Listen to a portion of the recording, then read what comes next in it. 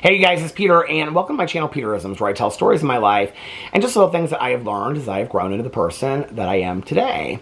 And I was actually going to break out a meditation book today because I was like, I don't know that I have really a lot to talk about. I've been reading through the comments, and there were some things that I wanted to talk about. There were other things I wasn't sure. There were a lot of addiction questions and comments, and I was like, I don't know if I want to make another addiction video today. I don't know if that's overwhelming to a lot of people that don't relate to that. So I was kind of like in my head, like trying to figure out what video to make over here today.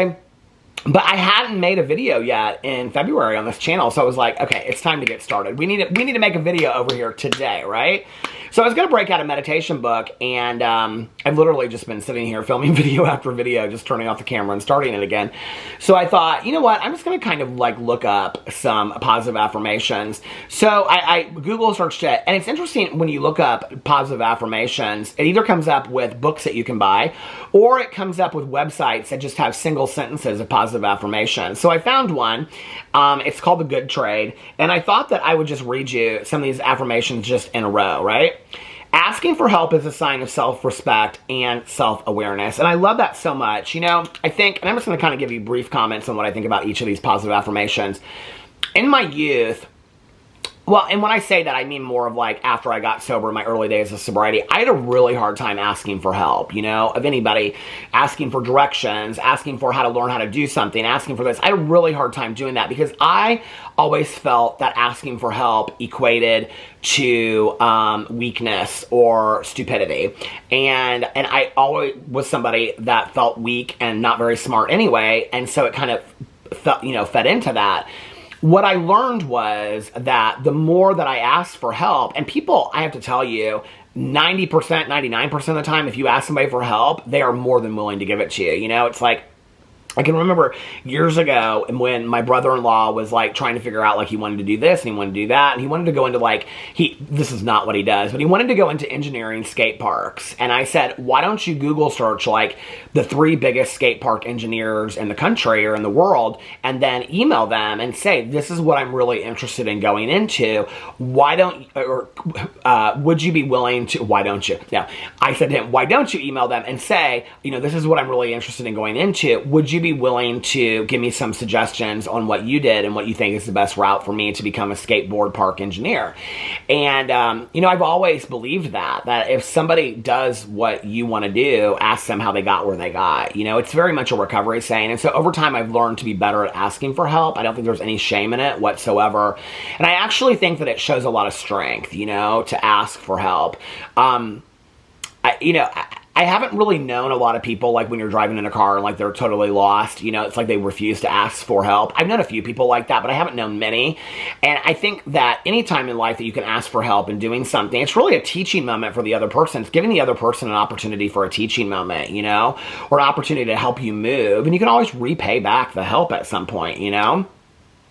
The next one is changing my mind is a strength, not a weakness. And I think this is another one. You know, I say this in my videos a lot, that my best friend says I can change my mind in a moment's notice if I want to, you know.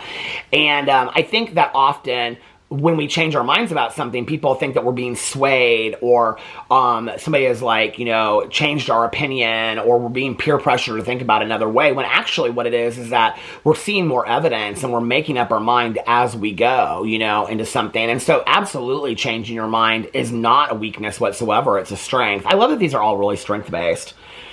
Every decision I make is supported by my whole and inarguable experience. You know, that's interesting. It says every decision I make is supported by that. It is. That's true, right? But I don't know that I'm very good today. And this is a good reminder for me today, is that in every decision that I make, I don't know that I bring in all of my experience. I should. I absolutely should, right? I should reference that back, which I think is one of the reasons why in learning to be more responsive than reactive, you know, in life, in the past, I was very reactionary. You know, somebody would say something to me, I'd say something right back and whatever, and then the aftermath of that, I wouldn't feel very good about it. Instead of being, you know, responsive, which is where you think about it. I think in any decision, any life-altering decision that I make in my life, right, like to go back onto that experience that I've had in my life and to look at all those experiences of very similar situations and say, okay, what should I do based on what I've gone through in my life? I think that's invaluable. You know, history repeats itself. And I think in making a decision, you have to look at what you've lived through, what your lived experience is, not what Judy Smith's lived experience is, not what your mom's lived experience is, not what your spouse's lived experience or your best friends. Because I think that in my life, I have tended to go to other people to ask what their lived experience is so that they can tell me what I should do for my life. And recently, in the last couple of years, I've been better at learning to ask myself what I need to do. That's empowering, right? Like, I'm really good at, like, picking up the phone and being like, Tanya, what do you think I should do about this? To my sponsor, what do you think I should do? You know, to Alex, what do you think I should do? To my friends, what do you think I should do? When really, ultimately, I need to be the one that makes those decisions, you know?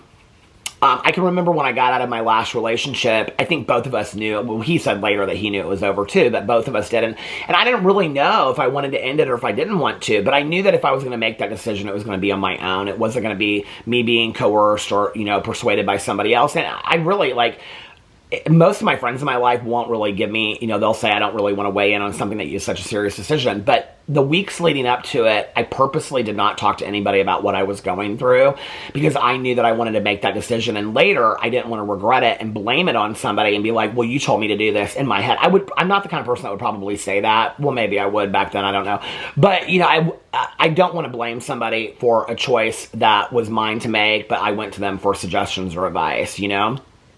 I affirm and encourage others as I do myself. I think that's hard sometimes, you know, it's like, because there's a line drawn in the sand, right? It's like, I try to affirm others in their positive choices and their positive things that they're doing in their life, right? But I wouldn't want somebody to affirm or encourage me in poor choices that I'm making in my life, right? So I don't do that for others as well. But also, my circle is very small. I'm very direct with the people in my life. The people in my life are very direct with me. So it's not like if they say something to me, it comes across as belittling or patronizing or compromising. It comes across as from a place of love, and that they really love me and they care about me, that therefore they're saying those things to me and they're challenging me, you know? It's not coming from a place of hurt where they're wanting to hurt my feelings and mine either, going the other way, right? So, like, that I think the relationship built on love is important to that foundation. But, you know, I can't say that I always affirm or encourage my friends or people in my life's choices, because if it's something that I think that is going to be horrendous for them, no, I'm not going to encourage that. I'm going to be honest with them and say, I don't think you're making a good choice in this, and this is coming from a place because I love you, you know? I alone hold the truth of who I am. Wow, what a powerful statement, you know? I think that, you know, it's interesting, the Maya Angelou quote, that when somebody shows you who they really are, believe them because they know themselves better than you do, right? Like, I've heard that quote for years, and I love that quote. But in thinking about it in reference to this, it's like we really do know our own truth, you know? And isn't it interesting in life that people constantly try to tell us who we are or what we believe or what we think based on one thing we said? And you're like, have you ever, like, somebody will say, like, oh, no, you think this because, and you're like, but no, I don't think that, right? And no matter how much you stand up for yourself and what, they're like, no, but you do because of this, because, and you're like, that is not who I am. Like, I know who I am at my core, right?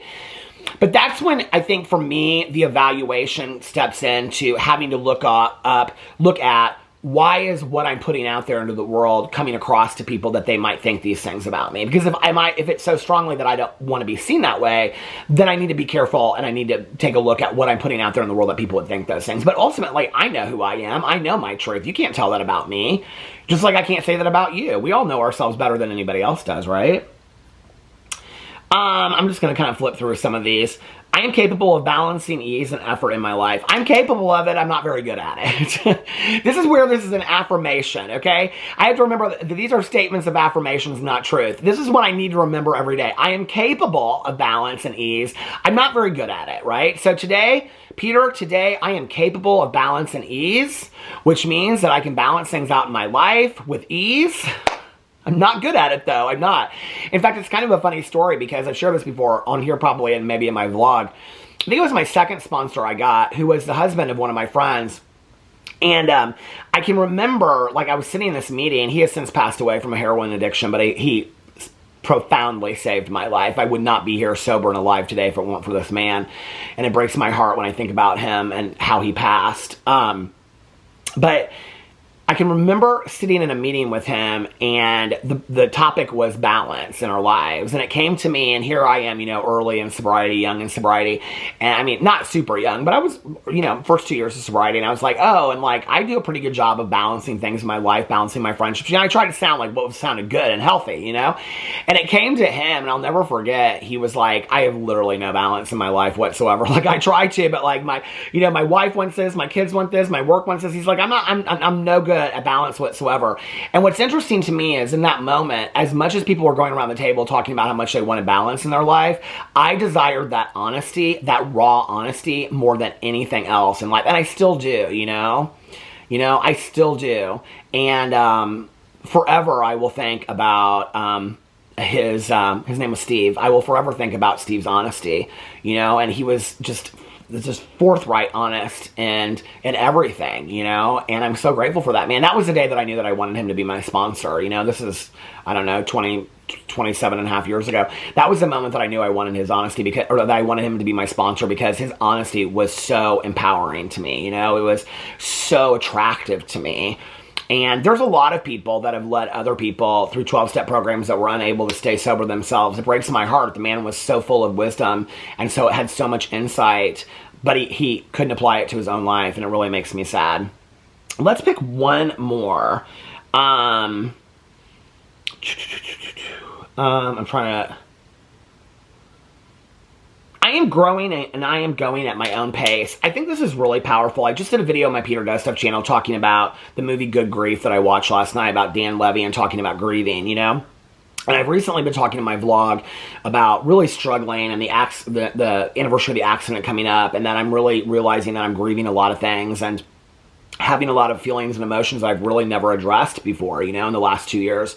And the thing is that I've had a lot of people come to me and say, like, have you thought about this? Have you thought about that? And whatever. And it feels kind of like this. And I'm like, one thing I know about grief is that you cannot define or dictate anybody else's grief. You cannot define or dictate anybody else's healing process from abuse, neglect, a broken heart, grief, whatever, We have to dictate that ourselves. And whether my pace is slower than others or faster than others is really nobody else's business. It's my own. And it's your own. And don't ever let anybody tell you that you need to, like, one of my favorite things I've ever been told is when I said to a friend of mine after my mom passed away, I said, people keep on telling me I need to move on. She said, no, we never move on. I just addressed this in a video not too long ago. She said, no, we never, her son had passed away. And she said, no, we never move on. We move through, and we carry the pain of what we went through forever in our lives and the memories of those people with us forever. Don't ever let anybody tell you or dictate to you or define to you what your healing process looks like or on what timeline it should be. That is yours and yours alone. I love you guys, and I'll see you tomorrow. Bye.